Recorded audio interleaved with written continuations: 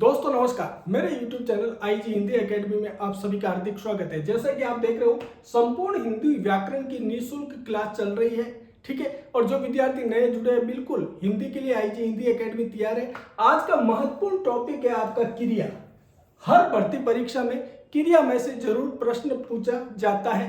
कई बार क्रिया के भेद में से पूछ लिया जाता है, ठीक है। और जो क्रम के आधार पर क्रिया के भेद है, आक्रमक और सक्रमक, यहां से तो हर बार हर भर्ती परीक्षा में 100% प्रश्न बनता है। तो इस वीडियो में मैं आपको आक्रमक क्रिया को कैसे पहचानना है, सक्रमक क्रिया को कैसे पहचानना है, क्रिया के मूल रूप से कितने भेद होते हैं और क्रिया का टॉपिक शानदार ढंग से कराने वाला हूं। तो वीडियो पूरा जरूर देख ले और पसंद आया तो एक प्यारा सा कमेंट करना ना भूले। तो शुरू करते हैं आज की निःशुल्क क्लास, ठीक है। तो चलो चलते हैं। आज का आपका जो टॉपिक है वो है क्रिया। ध्यान से देखना, बहुत ही महत्वपूर्ण टॉपिक है और शानदार होने वाला है, ठीक है। क्रिया का अगर शाब्दिक अर्थ लिया जाए तो क्या होता है? करना। क्रिया का शाब्दिक अर्थ क्या हो जाएगा? करना। बस ये ध्यान रखना, क्रिया का शाब्दिक अर्थ होता है करना। करना, क्रिया का शाब्दिक क्या होता है? करना। यानी जिस शब्द से कार्य के करने या होने का बोध होता है, जिस शब्द से कार्य के करने या होने का बोध होता है उसी क्रिया कहते हैं। तो थोड़ा सा देख लेते हैं। जिस शब्द से कुछ नहीं, क्रिया का आगे जो मुख्य रूप से क्रिया से कहां से प्रश्न बनेंगे वो मैं आपको जरूर बताऊंगा, ठीक है। जिस शब्द से किसी कार्य के करने या होने का बोध होता है, कार्य के करने या होने का बोध होता है, होने का बोध होता है, वो क्रिया है।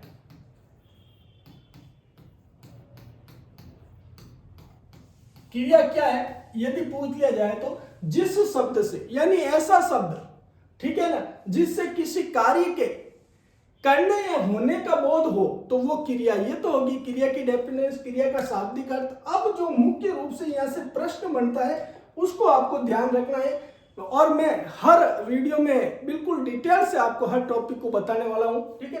तो देखो, यहां से जो अगला प्रश्न बनेगा वो प्रश्न बनने का चांस होता है कि भाई क्रिया कैसा शब्द है।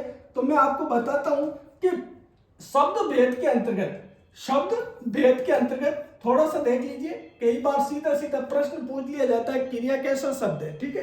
तो शब्द भेद के अंतर्गत या शब्द विचार के अंतर्गत आपने देखा होगा, ठीक है, एक शब्द भेद या विचार आता है प्रयोग के आधार पर शब्द। क्या आता है? प्रयोग के आधार पर शब्द। प्रयोग के आधार पर शब्द, शब्द भेद के अंतर्गत प्रयोग के आधार पर शब्द आता है, ठीक है। अब प्रयोग के आधार पर शब्द मोटे मोटे दो रूप से माने जाते हैं, आपको मालूम है, ठीक है। एक होता है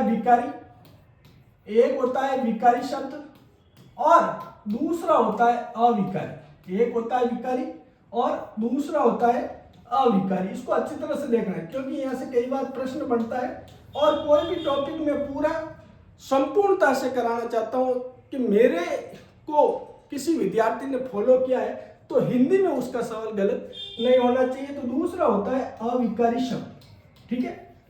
अब आप देखोगे जो विकारी का मतलब है, मैं हर बात बता रहा हूं, अभी वापस बता रहा हूं आपको। विकारी का मतलब होता है ऐसे शब्द जिन पर लिंग वचन कारक काल के आधार पर कोई प्रभाव नहीं पड़ता है, यानी जिनका रूप परिवर्तन नहीं होता है वो अविकारी के अंतर्गत आएंगे। और लिंग वचन कारक काल के आधार पर जिन शब्दों का रूप परिवर्तन हो जाता है वो विकारी के अंतर्गत आते हैं। तो विकारी कौन से हो जाएंगे?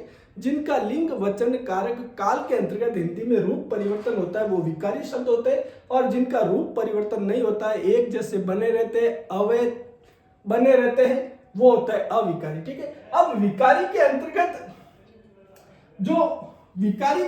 शब्द होते हैं उनको अच्छी तरह से देखना है। देखो, विकारी के अंतर्गत शब्द होते हैं, उसी के अंतर्गत क्रिया आती है। ध्यान रखना, विकारी शब्द कौन कौन से होते हैं इनको अच्छी तरह से आप देख ले। देखो, एक होता है संज्ञा, वो मैंने संपूर्ण हिंदी व्याकरण के अंतर्गत करा दिया है। आप यदि मेरे चैनल पर नए जुड़े हैं तो आप चेक कर ले, इसको देख ले अच्छी तरह से, शानदार ढंग से संज्ञा का टॉपिक कराया हुआ है। दूसरा होता है सर्वनाम। ये सारे प्रयोग के आधार पर शब्द भेद के अंतर्गत विकारी शब्द के अंतर्गत आते हैं, ध्यान रखना, ठीक है। तीसरा, इसको भी करा दिया मैंने। तीसरा है वो आपका है विशेषण। वो कौन सा है? विशेषण। ये भी विशेषण वाला मैंने करा दिया है। और चौथा इंपोर्टेंट जो आज का ले रखा है वो है क्रिया।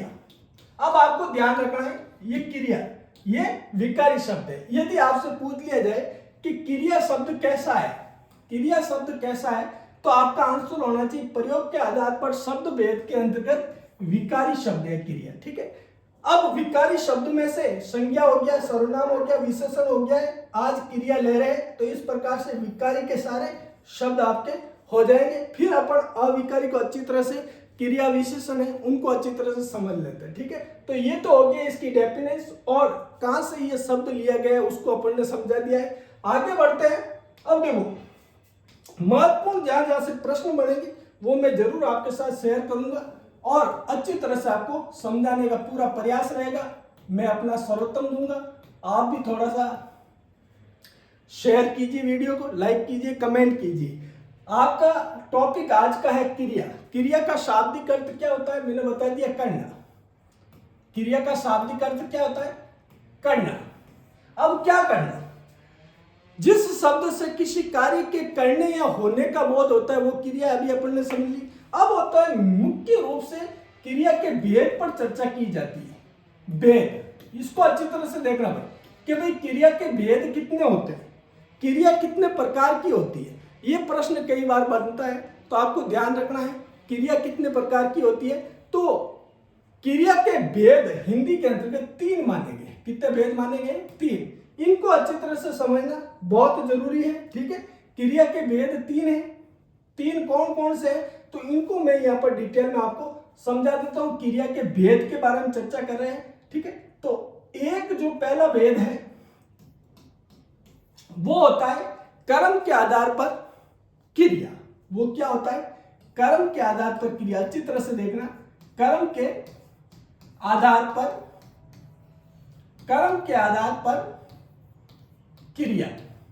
एक क्रिया होती है जो कर्म के आधार पर होती है, ठीक है, कर्म के आधार पर क्रिया। दूसरी होती है, वो ध्यान रखना आपको, दूसरी होती है क्रिया के भेद कर रहे हैं, वो हो जाएगी आपकी संरचना के आधार पर। किस पे हो जाएगी? संरचना के आधार पर, संरचना के आधार पर क्रिया, ठीक है, संरचना के आधार पर क्रिया। यह है दूसरा क्रिया का भेद। और तीसरा क्रिया का भेद होता है, वो होता है, यहां लिख रहा हूं मैं, अच्छी तरह से देखना, वो होता है आपका काल के आधार पर क्रिया। काल के आधार पर क्रिया, काल के आधार पर क्रिया। इसको अच्छी तरह से देख ले आप। ये देखो, यदि आपसे पूछ लिया जाए कि क्रिया के कितने भेद है तो क्रिया के 3 भेद है। एक होता है कर्म के आधार पर क्रिया, जिसके अंतर्गत क्रिया कर्म के आधार पर 2 प्रकार की होती है, अभी डिटेल में आगे समझ लेंगे और अच्छी तरह से आपको समझा दूंगा। दूसरी होती है संरचना के आधार पर और तीसरी होती है काल के आधार पर। तो इनको थोड़ा सा व्यवस्थित रूप से क्रिया का टॉपिक कर रहे हैं तो इनको थोड़ा सा देख लेते हैं। तो देखो आज का जैसा कि अपना टॉपिक है, मैं हर बार बताता रहता हूं, आप अच्छी तरह से देख ले रहे थे क्रिया, ठीक है ना। क्रिया है, क्रिया के भेद के अंतर्गत, क्रिया के भेद के अंतर्गत मैंने बताया है 3 भेद है, ठीक है ना। 3 भेद में से अपन पहला भेद ले लेते हैं, वो है कर्म के आधार पर क्रिया। कर्म के आधार पर क्रिया, ये ध्यान रखें आप, कर्म के आधार पर, कर्म के आधार पर क्रिया, इसे आप अच्छी तरह से समझे। कर्म के आधार पर क्रिया कितने प्रकार की होती है तो आप ध्यान रखना, कर्म के आधार पर क्रिया कितने प्रकार की हो जाएगी? 2 प्रकार की होती है कर्म के आधार पर। एक होती है सक्रमक और एक होती है आक्रमक। कर्म के आधार पर क्रिया कितनी होती है? एक होती है आक्रमक, ये ध्यान रखें, आपको मालूम है लेकिन अभी इसको डिटेल में समझेंगे। आक्रमक, और दूसरी होती है सक्रमक। कौन सी हो जाएगी? सक्रमक। पुनः यदि अगर इसके टुकड़े किए जाए तो सक्रमक 2 प्रकार की होती है, ध्यान रखना। सक्रमक क्रम के आधार पर सक्रमक क्रिया भी दो प्रकार की होती है, जिसमें एक क्रम होता है उसको कहते हैं एक कर्मक क्रिया, ठीक है, और जिस पर दो क्रम होते हैं उसको कहते हैं द्विकर्मक क्रिया। क्या कहेंगे? द्विकर्मक क्रिया, ठीक है। इसको अच्छी तरह समझ लिया। एक क्रम होता है उसको कहा जाता है एक कर्मक क्रिया, और जिसमें दो क्रम होता है वो द्विकर्मक, और ये दोनों होती है सक्रमक के अंतर्गत, अक्रमक का कोई भाग नहीं होता, ठीक है। तो क्रम के आधार पर क्रिया के दो भेद है, अक्रमक और सक्रमक, समझ गए। अब दूसरा जो भेद है उसको देख लो थोड़ा सा। दूसरा मैंने आपको बताया था संरचना के आधार पर क्रिया, संरचना के आधार पर, इसे भी समझ लो। फिर अपन क्रिया के जो पहला टॉपिक है उसको शानदार ढंग से समझेंगे, और कैसे अक्रमक और सक्रमक को पहचानना है वो भी मैं इस वीडियो में आपको बताऊंगा, संरचना के आधार पर, ठीक है। अब देखो संरचना के आधार पर क्रिया कितने प्रकार की है उसको अच्छी तरह से देख लेते हैं। यहाँ से भी कई बार प्रश्न बनता है, और ये संरचना के आधार पर क्रिया का मैं टॉपिक शानदार ढंग से कराऊंगा।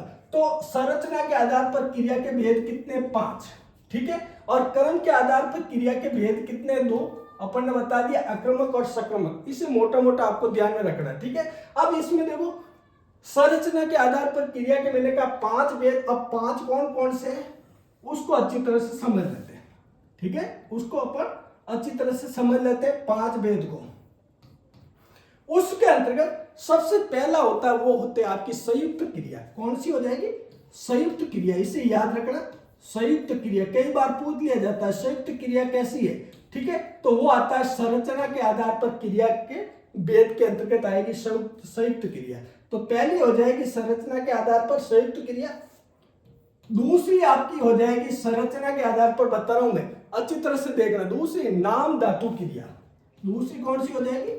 नाम धातु क्रिया, ठीक है। दूसरी हो जाएगी नाम धातु क्रिया। मैंने कहा 5 भेद होते हैं, ठीक है। तीसरी नाम धातु के बाद में है वो आपकी प्रेरणात्मक क्रिया। क्या हो जाएगी? यहां पर अपन तीसरी लिख देते हैं प्रेरणात्मक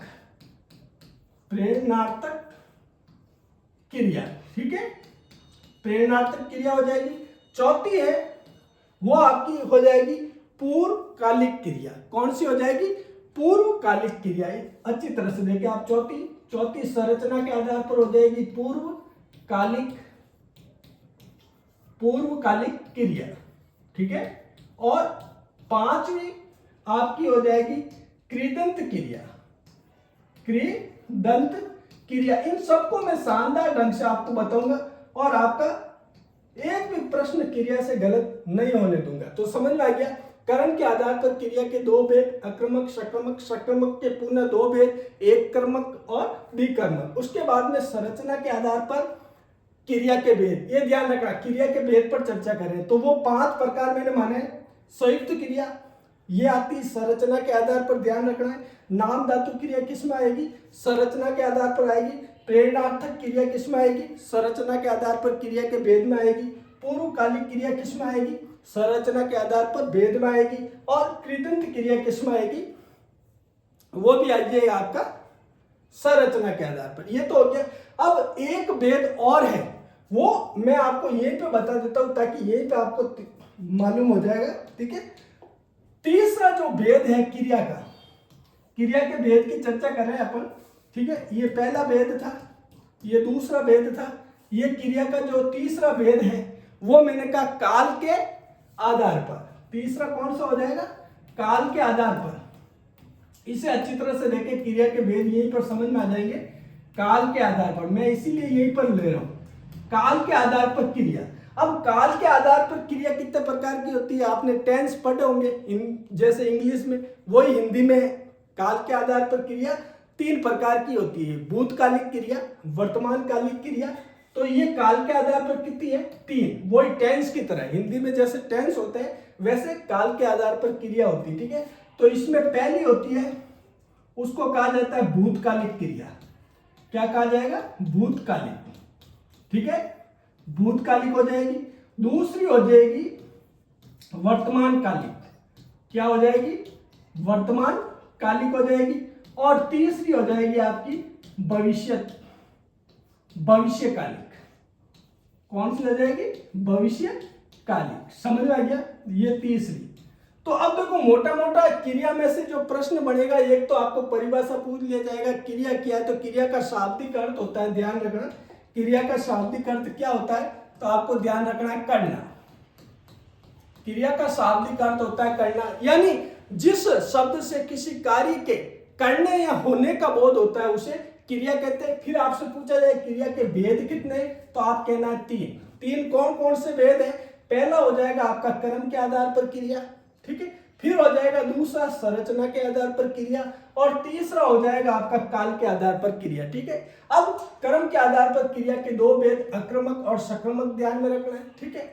और संरचना के आधार पर क्रिया के भेद 5 है, इनको अच्छी तरह से याद रखना। संयुक्त क्रिया, नाम धातु क्रिया, प्रेरणात्मक क्रिया, पूर्वकालिक क्रिया और कृदंत क्रिया। इन सब क्रियाओं को शानदार ढंग से मैं कराऊंगा, ठीक है। तो यदि आप मेरे चैनल पर नए हो तो चैनल को सब्सक्राइब कर दीजिए और एक प्यारा सा कमेंट लिख दीजिए। हिंदी में आपको शानदार सर्वोत्तम ढंग से कराने वाला हूं, ठीक है।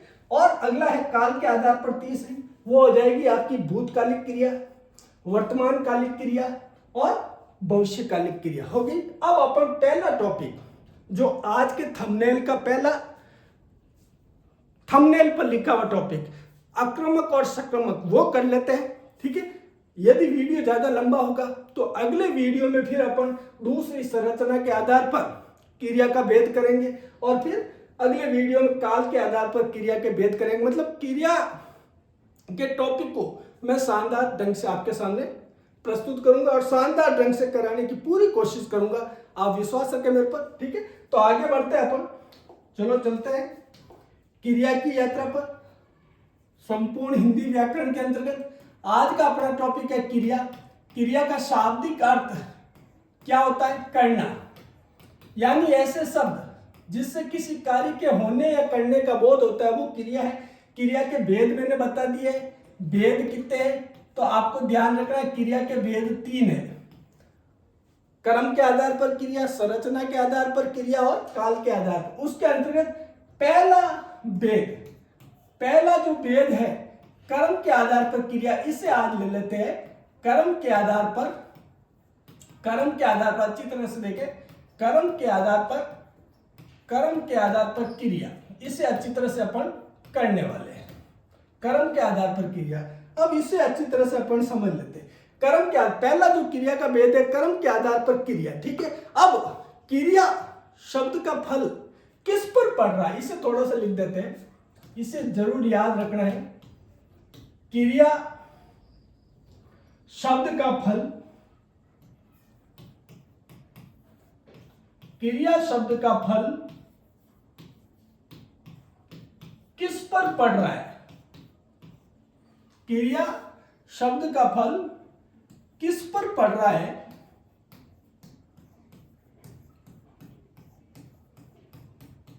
क्या है? अच्छी तरह से देखें, क्रिया शब्द का फल किस पर पड़ रहा है, वह किसे प्रभावित कर रहा है, वह किसे प्रभावित कर रहा है। थोड़ा सा डिटेल में अपन लिखेंगे ताकि याद हो जाए। वह किसे प्रभावित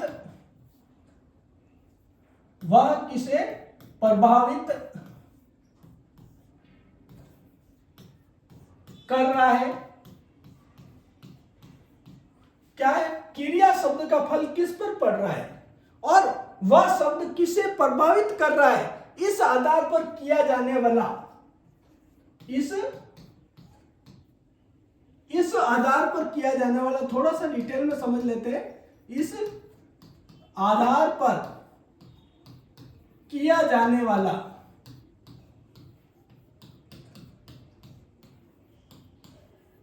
वापस देखें, क्रिया शब्द का फल किस पर पड़ रहा है, वह किसे प्रभावित कर रहा है, इस आधार पर किया जाने वाला भेद,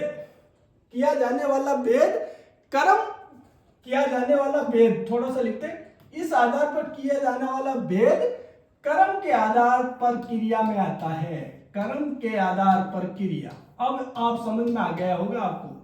कर्म के भेद कर्म के आधार पर क्रिया में आता है। बस थोड़ा सा डिटेल में समझाऊंगा फिर अपन आगे चलेंगे। कर्म के आधार पर क्रिया में आता है। देखो अच्छी तरह से अभी मैं बता देता हूं आपको इजी। क्या कह रहा है, अपन कह रहे कर्म के आधार पर क्रिया किसे कहते हैं, कर्म के आधार पर क्रिया किसे कहते हैं इसे समझ रहे। तो वो क्या, क्रिया शब्द जो है इसका फल किस पर पड़ रहा है, यानी क्रिया जो शब्द है उसका फल किस पर पड़ रहा है, वह किसे प्रभावित कर रहा है, वो शब्द किस को प्रभावित कर रहा है, ठीक है। इस आधार पर किया जाने वाला भेद कर्म के आधार पर क्रिया में आता है, ठीक है। ये हो गया, मतलब हर एक भेद की मैं अच्छी तरह से परिभाषा दूंगा और फिर उस टॉपिक को सरल कराऊंगा, ठीक है। तो क्रिया शब्द का फल किस पर पड़ रहा है, वह किसे प्रभावित कर रहा है, इस आधार पर क्रिया, इस आधार पर क्रिया, इस आधार पर किया जाने वाला, ये यहां पर क्रिया नहीं लिखे, इस आधार पर किया जाने वाला, इस आधार पर किया जाने वाला भेद, इस आधार पर किया जाने वाला भेद कर्म के आधार पर क्रिया के अंतर्गत आता है। समझ में आ गया मेरे हिसाब से। अब चलते हैं कि भाई कर्म के आधार पर क्रिया के भेद कितने हैं। तो आप ध्यान रखें, कर्म के आधार पर क्रिया के भेद कितने हैं, तो दो प्रकार से है। कौन कौन सा है, एक है आपका आक्रमक, एक क्रिया है आक्रमक, आक्रमक क्रिया, ठीक है, और दूसरी है सक्रमक, सक्रमक। बस यहां से आपके समझने का मुख्य बिंदु शुरू हो जाता है, ठीक है। पहला तो कर्म के आधार पर क्रिया किया, यानी क्रिया शब्द का फल किस पर पड़ रहा है, वह किसे प्रभावित कर रहा है, इस आधार पर किया जाने वाला भेद कर्म के आधार पर आएगा। कर्म के आधार पर क्रिया के दो भेद हैं, ठीक है, आक्रमक और सक्रमक। आगे अगले पेज में ले लेते हैं अपन अच्छी तरह से। आज के टॉपिक में अपन देख रहे हैं क्रिया, ठीक है। क्रिया का शाब्दिक अर्थ मैंने बता दिया आपको, करना। क्रिया के भेद कितने हैं, तो 3।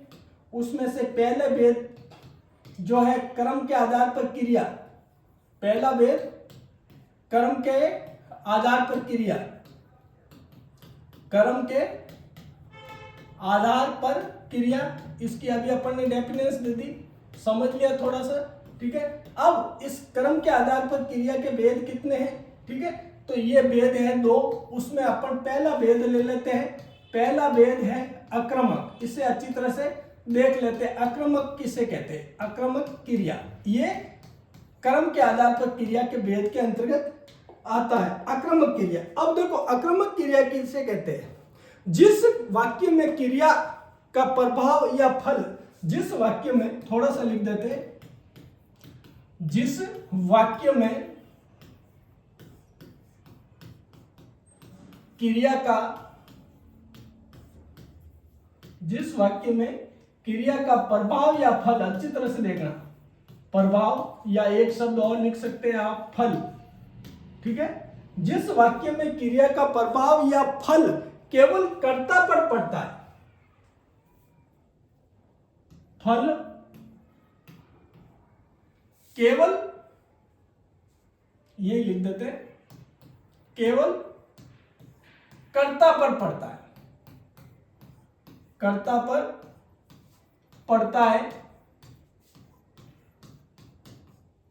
उसे आक्रमक क्रिया कहते हैं। क्या कह रहा है, जिस वाक्य में क्रिया का प्रभाव या फल केवल कर्ता पर, किस पर पड़ेगा, केवल कर्ता पर, केवल कर्ता पर पड़ता है, किस पर पड़ रहा है, केवल कर्ता पर पड़ता है, कर्म की वहां संभावना ही नहीं रहती है, पड़ता है, कर्म की वहां संभावना ही नहीं रहती है, कर्म की वहां पर संभावना नहीं रहती है, लिख दीजिए थोड़ा, कर्म की वहां पर संभावनाएं नहीं रहती है, वो आक्रमक क्रिया होती है, संभावना नहीं रहती है, बस वही आक्रमक क्रिया नहीं रहती है, ठीक है, उसे आप क्या कहेंगे, आक्रमक क्रिया कहेंगे, उसे आक्रमक क्रिया कहेंगे। क्या कहेंगे उसे, आप उसे आक्रमक क्रिया कहेंगे, ठीक है, उसे आक्रमक।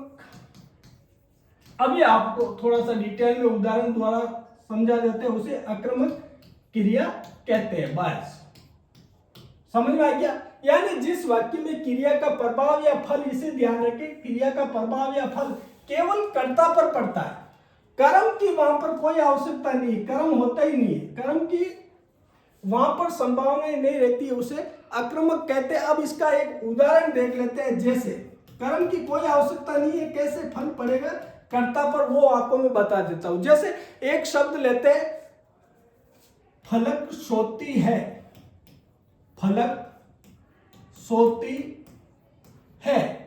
अब देखो क्रिया है सोना, ये सोती, ठीक है, ये है। इसका प्रभाव किस पर पड़ रहा है? जिस वाक्य में क्रिया का प्रभाव या फल केवल कर्ता पर, सोने का काम कौन कर रही है? फलक, ठीक है। यानी प्रभाव या फल, जिस वाक्य में क्रिया का, ये जो क्रिया है, क्रिया का प्रभाव या फल केवल कर्ता पर पड़ रहा है, वो आक्रामक क्रिया है। समझ में आ गया? जैसे फलक सोती है, या सोने का प्रभाव केवल फलक पर पड़ रहा है, ठीक है। और इसमें कर्म की कोई संभावना नहीं है, संभावना नहीं है यहां पर कर्म की। समझ में आ गया? एक उदाहरण और ले लेते हैं, ठीक है। जैसे एक उदाहरण और ले लेते हैं, फिजा दौड़ रही है, फिजा दौड़ रही है। अब देखो इसमें, ठीक है ना, कौन दौड़ रही है? फिजा, फिजा। यानी ये जो दौड़ रही है, कौन दौड़ रही है, ठीक है। यानी दौड़ने का काम कौन कर रहा है? यानी क्रिया का प्रभाव या फल केवल कर्ता पर पड़ रहा है, वहां पर आक्रामक क्रिया आपको ऐसे ही पहचानना। जिस वाक्य में क्रिया का प्रभाव केवल कर्ता पर पड़ता है और कर्म की कोई संभावना नहीं रहती है, वहां पर कौन सी हो जाएगी? आक्रामक क्रिया हो जाएगी। इंपॉर्टेंट है, अच्छी तरह से समझ लेना। मैं थोड़ा टाइम ले रहा हूं इसको, क्योंकि आक्रामक सक्रमक में से, क्रिया में से, क्रम के आधार पर क्रिया में से प्रश्न बनता है और विद्यार्थी गलत कर देते। एक उदाहरण और देख लीजिए आप। जैसे चिड़िया उड़ रही है, इसको अच्छी तरह से मैं बताऊंगा आपको। जैसे चिड़िया उड़ रही है, अब आप देखोगे इसमें कौन उड़ रही है? चिड़िया। तो ये जो क्रिया का प्रभाव किस पे पड़ रहा है? केवल कर्ता पे। कौन उड़ रही है? चिड़िया उड़ रही है। यानी जो क्रिया का प्रभाव है, ठीक है, वो किस पे पड़ रहा है? केवल कर्ता पर पड़ रहा है। कर्म की उसमें कोई संभावना ही नहीं है, वहां पर क्या हो जाएगा? आक्रामक क्रिया हो जाएगी। ध्यान रखना, इन सब में आक्रामक क्रिया होगी। एक वाक्य और देख लेते हैं। जैसे बच्चा रोता है, बच्चा बच्चा रोता है। अब देखो रोना, ये इसका प्रभाव या फल किस पे पड़ रहा है? कर्ते पे। और कर्ता क्या है? बच्चा है, ठीक है। तो यही मेरी परिभाषा है। जिस वाक्य में क्रिया का प्रभाव या फल केवल कर्ता पर पड़ता है, कर्म की वहां पर संभावना नहीं रहती है, कोई संभावना नहीं रहती, उसे आक्रामक क्रिया कहते हैं। बस यही मेरी परिभाषा थी और यही आपको समझाना था। समझ में आ गया? अगला लेते हैं अपन। आप अगला देख लो, ठीक है। अब अपन पढ़ रहे हैं क्रिया, महत्वपूर्ण टॉपिक है। थोड़ा सा टाइम लेंगे अपन, ताकि अच्छी तरह से समझ में आ जाएगी। क्रिया का शाब्दिक अर्थ होता है करना। जिस शब्द से किसी कार्य के करने या होने का बोध होता है, उसे क्रिया कहते हैं। जिस शब्द से किसी कार्य के करने या होने का बोध होता है, उसे क्रिया कहते हैं। क्रिया के भेद मैंने बताए 3, ठीक है।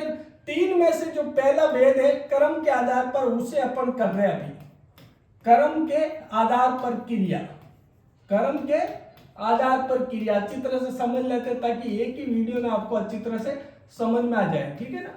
तो कर्म के आधार पर क्रिया में मैंने आपको बताया है कितने प्रकार की है? 2। उसमें से पहली थी, वो थी कौन सी? मैंने कहा आक्रामक। इसे अच्छी तरह से अपन ने समझ लिया है, आक्रामक क्रिया, ठीक है ना, जिसमें क्रिया का प्रभाव केवल कर्ता पर पड़ता है, ठीक है। दूसरी है जो मुख्य रूप से यहां से प्रश्न बनता है, वो आपकी है सक्रमक क्रिया। कौन सी है? सक्रमक क्रिया। इसे भी अच्छी तरह से देख लेते हैं, सक्रमक क्रिया। अब सक्रमक क्रिया किसे कहते हैं?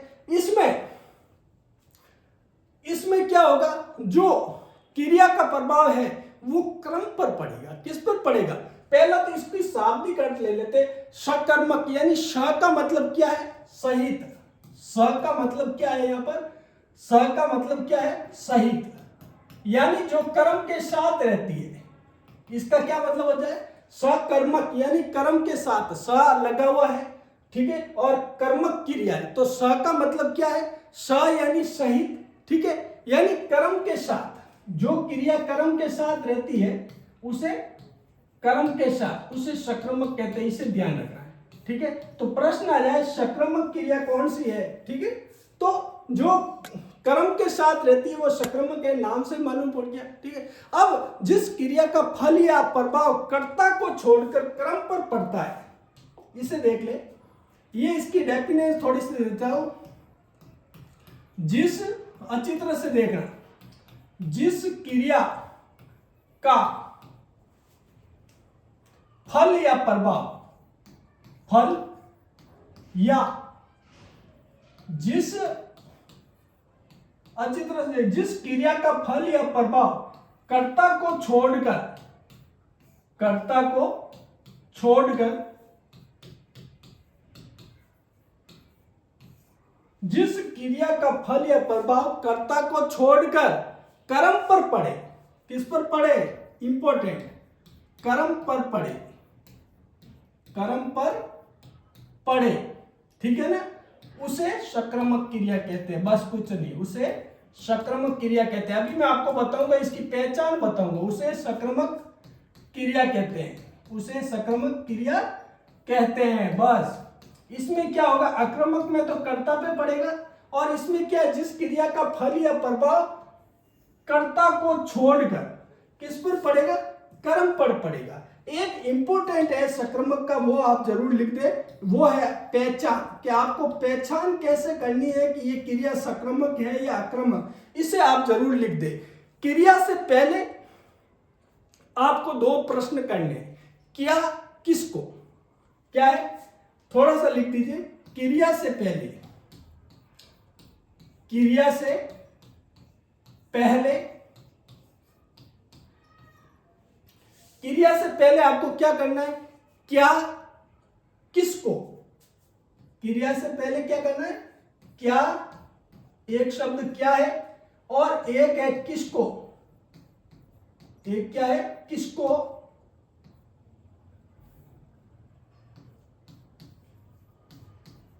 क्या और किसको लगाकर प्रश्न करना है, लगाकर क्या करना है आपको, लगाकर प्रश्न करना, पहचान बता रहा हूं सक्रामक की, लगाकर प्रश्न। अब क्या करना है, क्रिया से पहले क्या व किसको, ये दो शब्द याद रखें आप, क्रिया से पहले क्या व किसको लगाकर प्रश्न पूछा जाता है, क्या प्रश्न पूछा जाता है, ये याद रखें। अभी मैं बताऊंगा आपको, प्रश्न पूछा जाता है, कैसे प्रश्न पूछना है, क्रिया से पहले आपको क्या व किसको लगाकर प्रश्न पूछना है, पूछा जाता है, और उसका कोई ना कोई उत्तर अवश्य आता है, और उसका, अभी मैं बताऊंगा आपको, और उसका कोई न कोई उत्तर अवश्य आता है, अवश्य आता है। देखो एक बार वापस देखो, क्रिया से पहले क्या किसको लगाकर प्रश्न पूछा जाता है, और उसका उत्तर कोई ना कोई उत्तर अवश्य आता है, और वो उत्तरी कर्म होता है, आता है, और वो उत्तरी कर्म होता है, बस ध्यान रखना, और वह उत्तरी क्या होगा, कर्म होगा, तो वो सक्रामक क्रिया हो जाएगी, वो उत्तरी कर्म होता है, बस वो उत्तरी कर्म होता है, और वह क्रिया सक्रामक होती है, क्या हो जाएगा, और वो क्रिया क्या हो जाएगी, और वह क्रिया क्या हो जाएगी, वह अभी समझा दूंगा, वह क्रिया सक्रामक होती है। अभी मैं बताऊंगा आपको कैसे प्रश्न करना, वह क्रिया सक्रामक होती है, थोड़ा सा देखिए। अब देखो वापिस इस वाक्य को पूरा देखो आप, क्रिया से पहले आपको क्या करना है, दो लगाना है, क्या किसको, इन दोनों में से किसी एक शब्द को लगाना है, लगाकर प्रश्न पूछा जाता है, और उसका कोई ना कोई उत्तर अवश्य आएगा उत्तर। अगर उत्तर आ जाता है तो क्या होगा, वह उत्तर ही कर्म होता है। तो वह उत्तर है वही कर्म होगा और वो क्रिया क्या हो जाएगी, वह क्रिया सक्रामक हो जाएगी। अब आप कहोगे सर कैसे, तो एक उदाहरण द्वारा आप देख लेते हैं, एक उदाहरण द्वारा देख लो कैसे आएगा। जैसे एक दो उदाहरण में बता देता हूं कैसे। आप कहोगे सर कैसे, क्रिया से पहले क्या किसको लगाना और प्रश्न पूछना है और उसका उत्तर कोई ना कोई आप कह रहे हो अवश्य आएगा और वो उत्तर ही कर्म होगा। तो कैसे, तो देखो जैसे समीर चित्र बना रहा है, समीर चित्र बना रहा है, यह एक वाक्य है। मैंने क्या कहा, क्रिया से पहले क्या या किसको लगाकर प्रश्न पूछना है। तो क्रिया ये रही बना रहा है, ये क्रिया है बना रहा, इससे पहले ये क्या लगाइए आप, समीर ये चित्र बोलिए क्या बना रहा है, समीर क्या बना रहा है। तो आपका क्या होगा, लगाकर प्रश्न पूछा जाता है और उसका कोई ना कोई उत्तर अवश्य आता है। अब जैसे ही आपने पूछा समीर क्या बना रहा है, तो उसका उत्तर आ गया चित्र। क्या आ गया, चित्र। तो वो कह रहा है वो उत्तर ही कर्म होता है। तो ये देखो वो उत्तर है, जो चित्र वो कर्म है, ठीक है, यानी कर्म आ गया। तो जिसके अंतर्गत कर्म होता है वही तो सक्रामक होती है। तो वो हो जाएगी आपकी सक्रामक क्रिया। कौन सी हो जाएगी, सक्रामक क्रिया। समझ में आ गया। एक दो उदाहरण और देख लेते हैं। देखो एक दो उदाहरण और देख ले। आज का अपना टॉपिक है क्रिया। क्रिया का शाब्दिक अर्थ होता है करना। क्रिया के भेद कितने, तीन। क्रिया के भेद किसने, तीन। उसमें से जो पहला भेद है कर्म के आधार पर क्रिया, ठीक है ना, उस पर चर्चा कर रहे हैं। उसके भेद कितने, दो, ठीक है। कौन कौन से, वो मैंने आपको बता दिया। एक अक्रमक, उसको अभी मैंने आपको समझा दिया, ठीक है। दूसरा कौन सा, संक्रमक। संक्रमक को अच्छी तरह से अपन समझ रहे हैं, संक्रमक, ठीक है। अब यहाँ पर अपन चर्चा कर रहे हैं संक्रमक। दूसरा जो भेद है संक्रमक। संक्रमक क्रिया किससे कहते हैं मैंने बता दिया, ठीक है। जिस शब्द में क्रिया का प्रभाव कर्ता पर न पड़ के कर्म पर पड़ता है उसे संक्रमक क्रिया कहते हैं, ठीक है ना। यानी क्या है, जिस क्रिया का फल या प्रभाव कर्ता को छोड़कर कर्म पर पड़ता है वो क्या, संक्रमक क्रिया। मैंने बता दिया। फिर मैंने आपको एक पहचान बताई थी। क्या बताई थी पहचान, कि क्रिया से पहले क्या और किसको लगाकर आपको प्रश्न करना है, क्या और किसको लगाकर प्रश्न करना है और उसका कोई ना कोई उत्तर अवश्य आएगा और जो उत्तर आएगा वो कर्म होगा, ठीक है, और वो क्रिया होगी जो संक्रमक होगी। अगर उत्तर नहीं आता है तो आक्रामक क्रिया हो जाएगी और उत्तर आएगा तो संक्रमक हो जाएगी, ठीक है। इसमें एक उदाहरण और देखिए, ठीक है। जैसे कैसे, तो उसमें देखो जैसे उदाहरण देख लेते हैं अपन एक दो। जैसे अभी एक उदाहरण तो मैंने आपको बता दिया, एक और देख लीजिए। जैसे कोई भी ले सकते हो आप, कोई भी उदाहरण लीजिए। जैसे सना सितार बजा रही है, सना सितार बजा रही। इंपॉर्टेंट है भाई, इसको थोड़ा सा मैं टाइम लूंगा। मैंने कहा है आपको क्रिया से पहले दो शब्द द्वारा प्रश्न पूछना है। कौन कौन से शब्द हैं वो जरूर आप देख लो। क्या, ये याद रखना, और किसको। बस इन दोनों में से एक शब्द लगाना है। क्या और किसको, इन दोनों में से एक शब्द आपको लगाना है। कहां लगाना है, तो वो आपको मैं कह रहा हूं क्रिया से पहले, ठीक है। अब देखो सना क्या बजा रही है, सना क्या बजा रही है, तो आपका आंसर आया सितार। तो ये सितार क्या है, कर्म है। क्या है, कर्म, कर्म है। तो जिस के अंतर्गत कर्म होता है या जिस क्रिया का फल कर्ता को छोड़कर, जिस क्रिया का फल कर्ता को छोड़कर कर्म पर पड़ता है वो संक्रमक होती है। और इसमें कर्म है सीता, ठीक है। अपन ने प्रश्न पूछा क्या लगाकर, ठीक है, तो इसमें आ गया सीता। तो ये कर्म है और ये क्रिया कैसी हो जाएगी, संक्रमक हो जाएगी। एक उदाहरण और देख लीजिए। एक उदाहरण द्वारा मैं और आपको बता देता हूं कैसा। एक दो उदाहरण और अच्छी तरह से। राम पत्र लिखता है, राम पत्र लिखता है, राम पत्र लिखता है। अब देखो ये जो लिखता है ये क्रिया है, इससे पहले मैंने कहा क्या या किसको लगाना है आपको, ठीक है। तो राम क्या लिखता है, राम क्या लिखता है, तो आपका आंसर आ गया पत्र। तो ये पत्र क्या है, तो ध्यान रखना पत्र कर्म है, तो जिसमें कर्म प्राप्त होता है वो सक्रामक क्रिया होती है। जिसमें कर्म प्राप्त होता है वो कैसी क्रिया होती है, सक्रामक क्रिया होती है। समझ में आ गया। एक उदाहरण और, जैसे प्रवीण पानी पी रहा है, प्रवीण पानी पी रहा है, ये है जैसे, ठीक है। तो अब इसमें क्या है, प्रवीण क्या पी रहा है, ठीक है। तो आंसर आ गया पानी, पानी। तो ये पानी क्या है, वो कर्म है और ये सक्रामक क्रिया। एक उदाहरण और देखिए, जैसे लड़के ने